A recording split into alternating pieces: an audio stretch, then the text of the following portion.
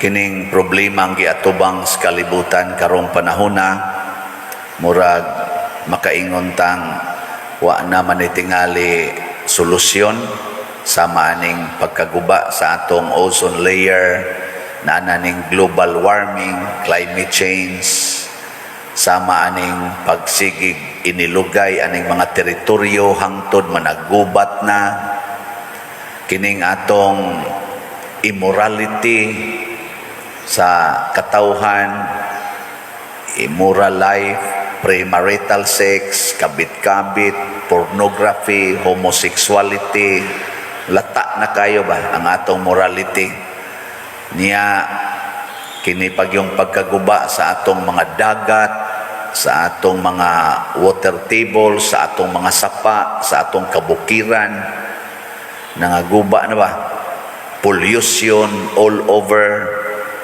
ana masulbad pa kani kining mga sakit, maglain-lain lang, na pandemic, na endemic, lain-lain na sakit, cancer, kanirong cancer kay tungod ani mga chemical sa atong gipangkaon, kining pagkadaot sa atong immune system tungod ani pagkakuwang sa tug kay siging tan-aw anang na ang diyang cellphone hangtod kaadlawon di na mga tug, masulbad pa kani tubag ambot lang og tawhanon lang katungod katakos murag di na ni makaya niya unsa may gisulti sa atong unang pagbasa niingon diri, di na masulbad ang inyong mga sakit, dili maalim ang inyong mga samad, ingon man ang inyong mga bunog. Agi kuha na nas Ginoo, sulti na nadaan. Nga naman, kung sa may rason, ingon siya kay dagko kay mong mga sala. Ang inyong sala, dagko kayo. So ang hinungdan nganong nga daot ning tanan atong kinabuhi, daghan kay tag pag-antos, daghan kay tag mga sakit, nagkagubot na ta, ang rason ani tungod sa sala. Okay. Lingian na imong tupad, pangutan-a yung na kay sala, pangutan-a ba yung na kay sala, wasan mo tanaw na ako ang sakristan. Okay. Naagan isala yung nagdalang kas kagubot, nagda ka sa trahedya, bitaw mo gina sala man yun. Subaya subaya nganong naguba ang ozone layer, tungod bang kuno nas mga aso, nganong ni aso magmaayo, dagko kay mga factories, ngano man kwarta, kaning kahakog yung kwarta, minilyon, binilyon na ang kwarta, sige lang yapo palambo, gusto yung mudato yung kaayo, kaning pangambisyon sa pagkadato, wag yun mo sunod sa gisulti ni Jesus. Mao na kung pananglitan magsigi gitag pakasala, ang atong kinabuhi muunlod. Muna si San Pedro diri sa atong unang pagbasa, nakakita siyang Hesus nga naglakaw sa tubig. Ang tubig dagko kay bawd, galisod gani og dagan ang ilang sakayan, pero si Hesus galakaw ra sa ibabaw sa tubig. Pasabutan na ang taong way sala sama ni Hesus, bisag unsay problema di gyud makatandog, glakaw ra sa tubig ibabaw. Si San Pedro or si Pedro pa atong kuan na panahon na o pa San Pedro kay kita may ga-declare ani nga San Pedro, ang pagkakita niyang Hesus nga naglakaw sa tubig, ingon siya, kung ikaw gina Lord, ako palakta sa tubig. Ingon si Hesus nga lakaw. Lakaw na siya. Pero unsa may gibutang sa tong ebanghelyo, pagkamatikod niya nga kusog ing hangin ug bawod, nahadlok siya. Pagkahadlok na niya, naunlod. Pagkaunlod, siyagit siya, Ginoo, tabang ako. Gitabang din siya Hesus, ingon din si Hesus, asa namang imong pagtuo. So kini di ang kahadlok, mao gid ni ang dako kaayo natong problema karon. Inighadlok nato ang sunod ana sala. hapit tanang sala nga atong nabuhat bungas kahadlok. Mao nang mawa ang atong relasyon sa Ginoo basta mahadlok na ta. Ni kahadlok na nato muunlo din atong kinabuhi. Maratol ta ba? Maratol nya makasala dayon. Nya daa dayon ang mga kasakit. Lingi agusab na imong tupad. Ing nahadlok ka. Nakaroy kahadlok. Ay na. Tanawa kamong mga asawa, mahadlok mo inyong bana mga bit, magsige na lang mo og karatol, magsige mo check up niya, siging follow up niya, siging duda, hangtod na lang gid noon nga mag-away, diwa na, sala na, gasugot tos kahadlok. Di ba? Hadlok mo mga ginikanan nga ang inyong anak magbinuang na in the future. Sige mo control, siging yaw-yaw, gamayng sipyat, kusi dayon kay ako gining disiplinahon. Hangtod man nag-away na mo sa inyong mga anak mo sukol na ninyo. Purtis ang isuga na. Dili tinod. Baon ay tanawa ka mo karon mga ginikanan yung anak dagko na, tanawa. Pila ra kabuk anak mo tahod ninyo. Ang pare mahadlok na way kolektab, sige. Sige, kahadlok. Oy, magsige ko yaw-yaw sa mga kolektora, sa kristan, diman yung maayo. Ang resulta, nagilami ang relasyon. Ang mga sa kristan, ang mga kwab, sige sa yaw-yaw, sige sa kasuko, magsinukaday na, na. Mingaw ang panahon. Hadlok ba? Hadlok.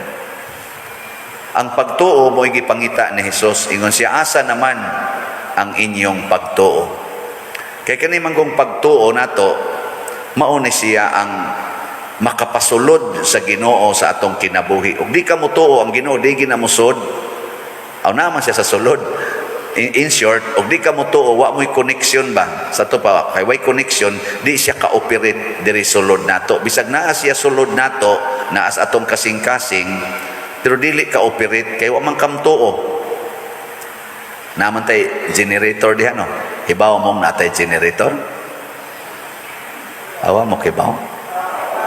Naaway, dako kita gasto, ana. Itong generator, na sa sulod sa simbahan, sa atong teritoryo. Pero di ta mo tuo nga moandar na, mag-brown out ta dinhi, magsige ra gitag pamaypay, magsige ra jud kog siyagit ninyo, kay wa may mo paandar dito, kay wa may mo tuo nga generator na. Pero na sulod. Pero naay mo tuo sa Mang Brad, atong electrician si Brad Titing, o kaning atong mga in charge dinhi, inig brown out, dagan day na dito, kay tuwa man ang iyang pagtuo dito, paandar dayon, mo operate dayon. Nyawa na, maluwas na ta. Moro sa na ang Ginoo, niya siya nato, pero kakinhanglan siya pagtuo, ato siyang taga-aghigayon nga molihok. Tanawa pag-abot na ni Jesus dito sa Atbang, dito sa tabok sa Lanao, unsa may nahitabo, ang mga tao nakakita niya mi tuo nga siya Ginoo o makaayog mga sakit. Nagidahan nila ilang mga masakiton ngadto. Pagdana nila unsa may hitabo, bisag mo hikap lang sa iyang biste, maayo dayon. Na mo tuo gid ta unta sa Ginoo. Kamo tuo mo sa Ginoo. Kani simba man mo dire. Nya mo sunod mo sa Ginoo. Na ni sunod. Og motuo ka, nya igo ra kang mupahimo sa Ginoo, amo ra kag si San Pedro, muunlod. Og ingnon mo sa Ginoo nga kung tamparoson imong pikas aping, ipatamparos lang sang pikas. Sunod mo na. Na, hilom na. Bitaroy daghang nagpatambag nako, kasagaran gyung tambag, Pader, ang akong anak musukol na nako. Ang akong bana wa nay tahod nako, siging pamabay, siging bisyo, unsaon man ni nako, Pader. Ang ako dayong unang itambag, dawata lang, hangtod ka mamatay. Ayaw kasuko, ayaw reklamo. Ang sunod ay reaksyon anak, padir dili sad na oy, injustice sad na padir, wa jud koy buhaton, aron lang ko na kay buhaton ang pagdawat og ang pag-antos hangtod ka mamatay. Ug managpa na imong bana, pasagpa lang. Kung mangulata ng imong anak nimo, pakulata lang. Nya sige hilan sila ingon, I love you very much. Masawan? Sunod mo anak. Uy. Mao ba kung nag-iigaw ni Kristo, there is no greater love than to lay down your life for your beloved. Unsa man din ang lay down, magpakamatay ka para sa imong gihigugma. Unsa may makamatay nimo, kulatahon ka, pusilon ka, tigbason ka, samad-samaran ka. Di ba? Patay gyud ka na. Di nakatagaag pagkaon ug masakit ka, di ka patambalan. Patay gyud ka na. Nya unsa mo na? Pagpakamatay lang. Nya sunod mo na dili.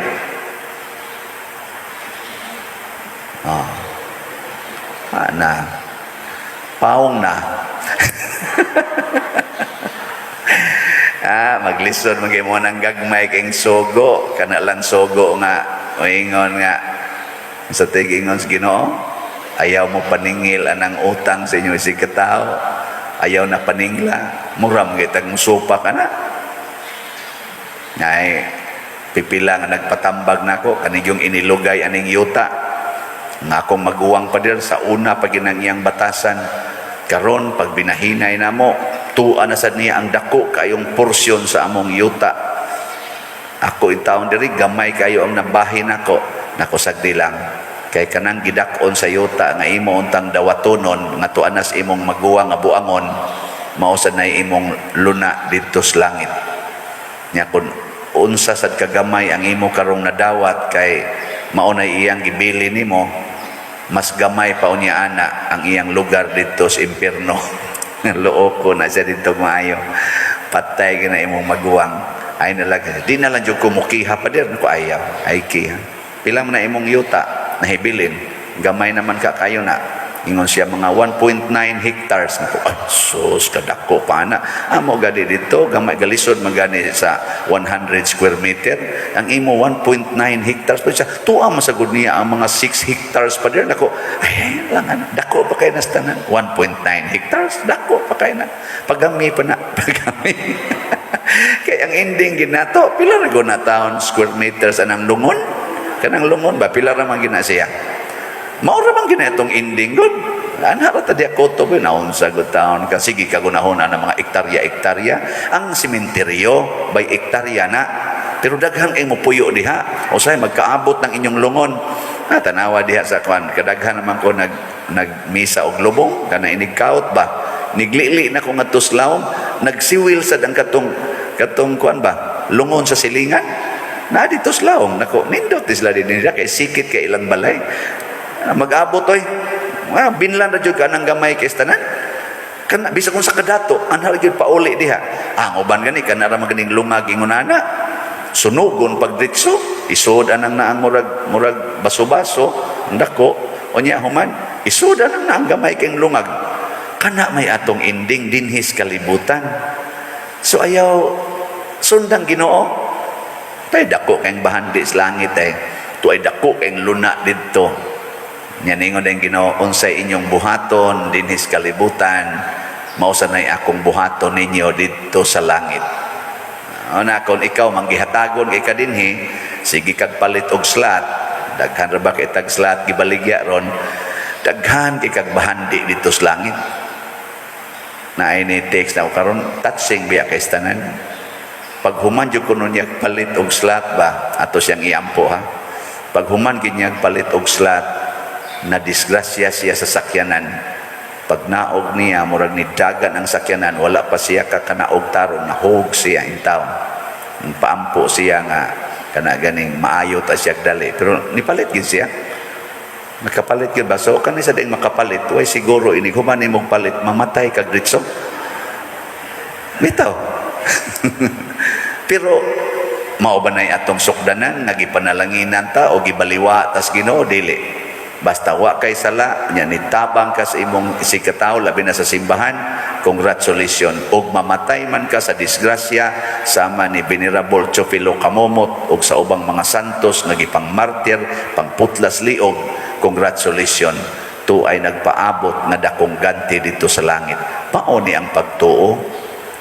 Diri sa atong tubag sa Salmo, ang say giingon, ang Ginoo magtukod pag-usab sa Sion ug mopakita diha sa tibuok niyang himaya. Ang sa manang mutukod pag-usab, kita din his kalibutan, mga guba manggita, mga matay manggita, tukuro niya pag-usab ug ipakita niya ang himaya natong tanan. Mauna na dito sa langit. Mauna na siya ang gitawag og kinabuhi nga way katapusan. O kung mutuot ana, din ata mahadlok, nya kay di naman ta mahadlok, minus kay tagsa.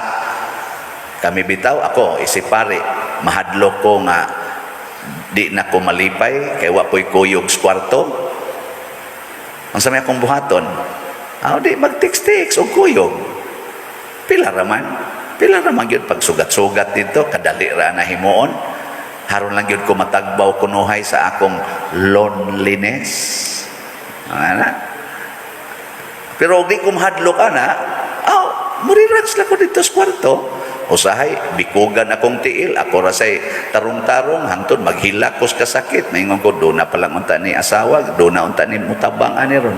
Na atay makablit day, tabangan tiil na ko day, libikog ka na. Wag yun. Abot ito, maglisod ko ginhawa usahay. Wagi mo hapyod-hapyod, mag-ubo ka dito, wagi mo hilot-hilot. Kay, mamantay kuyog. Nya mahadlok di kay kadaghan diyang naikuyog nga, nangamatay rasan. Bisan ka mo, namagi mo yung mga kuyog, pero mga patyuno naman sa mga naon. Mag-abot raman sa dito. So, ang problema, mag-abot ba ta dito sa iyang gitukod pag-usab nga himaya ang langit. May kuyog kas kinabuhi, minyo ka, o ako ba ka, nga way kuyog, parihara sa bis mga madre, wa say kuyog. Mag-abot ba ka tas langit? Ang pangutana, wa ba kay sala? Ug naa kay sala, kuhaa sa ang imong kahadlok. Bisag unsay imong gikahadlokan karon, kuhaa sana ilisig pagtuo. Inigabot nas pagtuo, mawa imong sala, malipayon og malinawon ka dinhis kalibutan, makasud pagyud ka atong gitukod pag-usab nga himaya sa Ginoo. Manindog ta. Pagampo sa katawhan. Mga igsuon, ang Ginoo ania uban kanato og andam sa pagtabang ug paghatag sa tanan nga atong gikinahanglan. Uban sa buhing pagtuo, moingon kita, kaluy kami Ginoo. Kaluy kami Ginoo.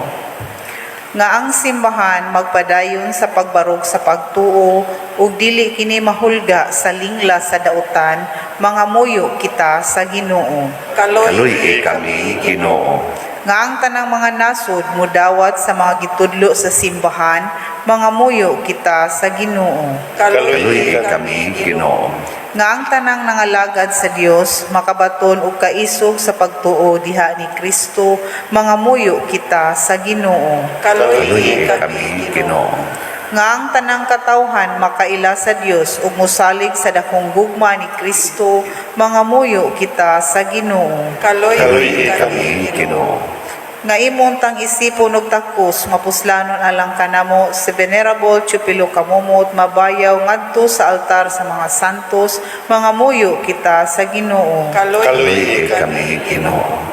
Nga ang mga proyekto dinhi sa atong simbahan nga pinaagi sa pangama ug paggiya ni San Vicente Ferrer, magmalampuson ug humanunta sumala sa atong mga giplano gipangandoy, mga muyo kita sa Ginoo. Kaluy kami Ginoo. Nga ang tanang mga benefactors ug donors sa atong simbahan nga mihatag og finansyal ug lain-laing hinabang ug alang sa mga nagtrabaho dinhi sa atong mga proyekto, nga hatagan unta sila sa Ginoo ug daghan pang mga grasya sa ilang kinabuhi, malikay sila sa mga kadautan ug mulampos unta ang tanan nilang mga paningkamot, mga muyo kita sa Ginoo. Kaluy kami Ginoo. nga ang tanang nangamatay makadawat sa kabanhawa ni Kristo, mga muyo kita sa Ginoo. Kaluhi kami, Ginoo. O Dios sa gugma ug gahom, dawata kining among masaligong pagdangop kanimo sa among panginahanglan. Pinaagi ni Kristo nga among Ginoo. Amen. Amen.